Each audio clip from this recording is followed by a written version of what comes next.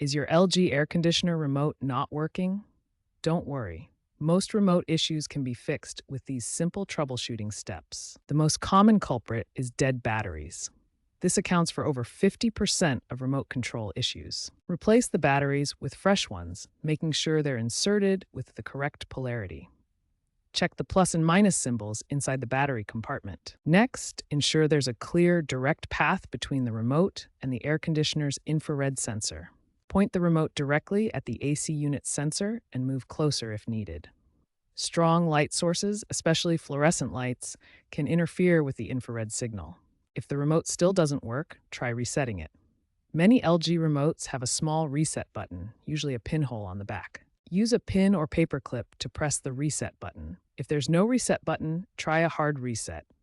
Remove the batteries, press and hold the power button for 5 seconds, then reinsert the batteries. If your LG air conditioner supports smart features, you can use the LG ThinQ app to control it, completely bypassing the infrared remote system. Newer LG air conditioner remotes from 2025 models may also have built-in troubleshooting guides to help you resolve issues directly from the remote.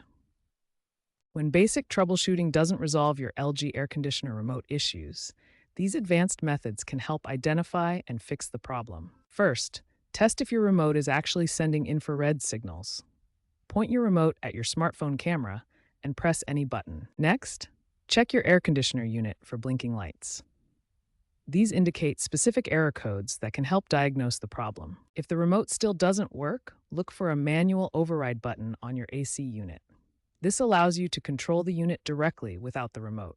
For smart-enabled LG air conditioners, the LG ThinQ app provides a complete alternative to your physical remote with full control capabilities. If none of these methods work, it's time to contact LG support or a qualified technician. The issue may require replacement of the remote control or the main control board in your AC unit.